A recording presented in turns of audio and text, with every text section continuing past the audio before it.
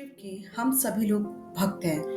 भगवान भोलेनाथ के कई सारे अवतार हुए, जिनमें से कुछ लोगों का मानना है कि उनके 11 अवतार हैं, कुछ लोगों का मानना है कि 19 अवतार हैं।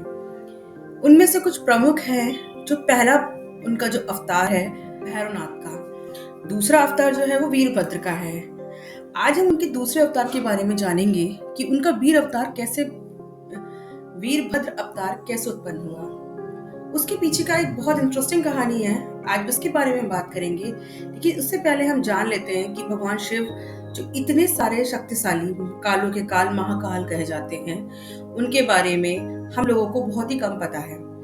भगवान शिव जो थे वो पूरे तीनों लोकों में सबसे महान, सबसे बड़े और सबसे शक्तिशाली भगवान माने जाते हैं। भगवान विष्णु, भगवान ब्रह्मा दोनों में एक बार एक बहस चढ़ गई थी कि उनमें से सबसे ज्यादा शक्तिशाली कौन है, सबसे ज्यादा महान कौन है। तो दोनों लोग गए भगवान शिव के पास और उसके बाद उन्होंने वहां जाके भगवान शिव से पूछा कि हम दोनों में सबसे ज्यादा जो शक्तिशाली वो कौन है। तो भगवान शिव ने एक परीक्षा ली जिसमें कि दोनों लोग ही विफल हुए, फेल हो गए। उसके बाद से कहा जाता है भगवान शिव जो है वो तीनों लोकों में सबसे ज्यादा शक्तिशाली हैं। उनके कई सारे अवतार हैं, रुद्र अवतार है, भैरव अवतार है और नटराज अवतार है और कई सारे अवतार हैं उनके। लेकिन कुछ ही एक जो है जो हमें पता है, सारे अवतार हमें भी नहीं पता है। बट आज हम उनके वीरभद्र अवतार के बारे में जानेंगे। तो चलिए शुरू करते हैं अपना वीडियो। भगवान शिव की सुरक्षा और उनके आदेश को मानने के लिए उनके गढ़ सदैव तत्पर रहते हैं। उनके गढ़ों में भैरव का सबसे प्रमुख माना जाता है, उसके बाद नंदी का नंबर आता है, फिर वीरभद्र। जहाँ भी शिव मंदिर स्थापित होता है वहाँ रक्षक के रूप में भैरव जी की प्रतिमा भी स्थापित की जाती है। भैरव दो हैं, काल भैरव और बटुक भैरव।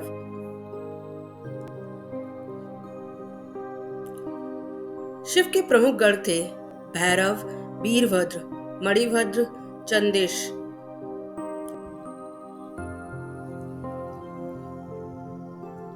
नंदी, श्रृंगी, भृगुरिटी, शैल, गोकर्ण, घंटाकर्ण, जय और विजय। इसके अलावा पिशाच, दैत्य और नाग नागिन पशुओं को भी शिव का गण माना जाता है।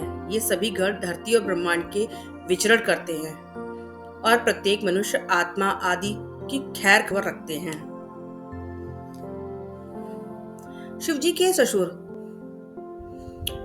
के ससुर दक्ष प्रजापति ने एक विशालकाय यज्ञ का आयोजन किया जिसमें सभी ऋषि मुनि, देवी और देवताओं को बुलाया गया था। इस यज्ञ में दक्ष ने शिव और पार्वती को नहीं बुलाया, शिव और सती को नहीं बुलाया। माता सती अपने पति महादेव की इच्छा के विरुद्ध अपने पिता दक्ष प्रजापति के द्वारा आयोजित इस यज्ञ में गई थीं। पिता का यज्ञ समझकर सती बिना बुलाए ही पहुंच गई, किंतु जब उन्हें वहां जाकर देखा कि ना तो उनके पति का भाग यज्ञ के लिए ही निकाला गया और ना उनका सत्कार किया गया, बल्कि पिता ने उनकी ओर देखा तक नहीं। अपने और अपने पति की घोर अपमान देखकर सती ने यज्ञ के भीतर ही कूदकर आत्मदाह कर लिया। ये देखकर वहां हाहाकार मच गया। भगवान शंकर को जब ये समाचार मिला तो वे क्रोधित हो गए। उन्होंने दक्ष, उनकी सेना और वहां उपस्थित उनके सभी सलाहकार को दंड देने के लिए अपनी जटा से वीरभद्र नामक एक गढ़ उत्पन्न किया। उत्पन्न होते ही वीरभद्र शिव की आज्ञा से तेजी से यज्ञ स्थल तक पहुंचा और उसने वहां की भूमि को रक्त से लाल कर दिया और बाद में दक्ष को पकड़कर उसका सिर धड़ से अलग कर दिया। इस घटना का वर्णन स्कंद, शिव और देवी पुराण के बाद देव संहिता में भी मिलता है। बाद में ब्रह्मा जी और विष्णु जी फिर कैलाश पर्वत पर गए और उन्होंने महादेव से विनय कर अपने क्रोध को शांत करने को कहा और राजा दक्ष को जीवन देकर यज्ञ को संपन्न करने का निवेदन किया। बहुत प्रार्थना करने के बाद भगवान शिव ने उनकी बात मान ली और दक्ष के धड़ को बकरे का सिर जोड़कर उसे जीवन दान दिया, जिसके बाद ये यज्ञ पूरा हुआ। वीरभद्र मंदिर। भगवान शिव के गढ़ वीरभद्र की दक्षिण भारत में शिव जी की तरह ही पूजा अर्चना होती है। वीरभद्र मंदिर लिपाक्षी गांव में स्थित है। ये मंदिर दक्षिण भारत में काफी विख्यात है और यहाँ सारे देश से दर्शनार्थी दर्शन करने आते हैं। इस मंदिर में भगवान वीरभद्र की पूजा की जाती है। वीरभद्र मंदिर को 16वीं सदी में विजयनगर के राजा के द्वारा बनाया गया था। तो ये तो भगवान शिव का वीरभद्र अवतार के बारे में कथा, कैसे उनकी उत्पत्ति हुई थी और कैसे उनको भगवान शिव ने अपनी जटाओं से उत्पन्न किया था। ये कहानी बहुत ही इंटरेस्टिंग है कि कैसे उन्होंने जाके दक्ष को मारा था भगवान शिव के आदेश के ऊपर। वीरभद्र के अलावा भी बहुत सारे अवतार हैं भगवान शिव के, हम उस पर भी वीडियो बनाएंगे आगे चल के। फिलहाल आपको ये वीडियो कैसा लगा हमें कमेंट करके ज़रूर बताइएगा, और हमारा वीडियो पसंद आए तो लाइक करिएगा, हमारे चैनल को सब्सक्राइब कीजिएगा।